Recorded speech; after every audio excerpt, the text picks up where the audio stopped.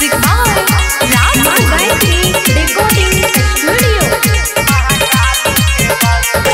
कमर पर हमरा रही लै छै दिली, लहंगा उठैबौ त चल जेतो गोली। ठीक है गए बोल।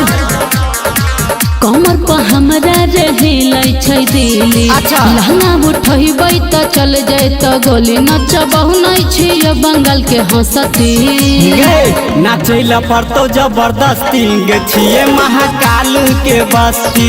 की? नाचैला पड़तो जबरदस्ती गे छिए महाकाल के बस्ती। अच्छा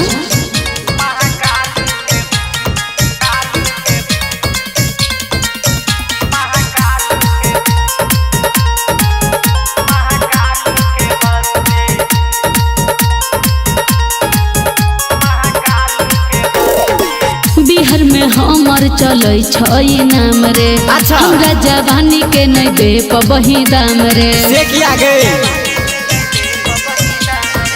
बिहार में हमर चलै छै नाम रे। अच्छा। हमरा जवानी के नै दे पबही दाम रे। हाँ। नाम हमर छियो छौड़ा सुन ले रे टीना। ठीक है गए। सब छौड़ा को होय छै हमरा हंसेना, हम नहीं स्टेज पर नचती। गए नाचैला पड़तो जबरदस्ती गे छिए रंगाबाज के बस्ती। नाचैला पड़तो जबरदस्ती गे छिए महाकाल के बस्ती।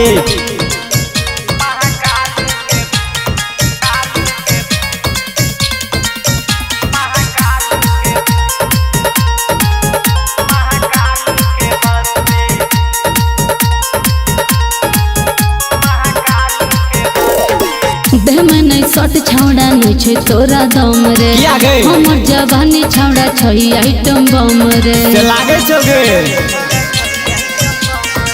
देह में नहीं सट छौड़ा नहीं छै तोरा दम रे। किया? हमर जवानी छौड़ा छै आइटम बम रे। अच्छा। चश्मा वाला रे छौड़ा की छौ तोरी राजा। बोल हमरा ना। पटहबे में नोट लगतौ ज्यादा, हम नहीं तोरा से पटती। गए नाचैला पड़तो जबरदस्ती गे छिए महाकाल के बस्ती। नाचैला पड़तो जबरदस्ती गे छिए महाकाल के बस्ती।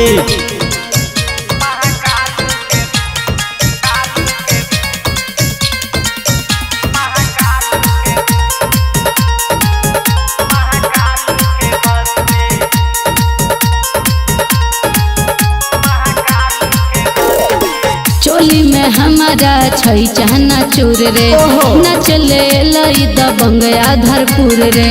राजू को छोड़ा दबंगे रहे छे गे। चोली में हमारा छै चहना चूर रे। अच्छा। नचले लई दबंग आधरपुर रे। बोला। स्टेज के पीछे राइटर अंकुश बोलाबे। ओहो। 10-20 दे के हमरा बोलाबे। गोविंद माल नहीं तू बुझी है रे सरस्वती।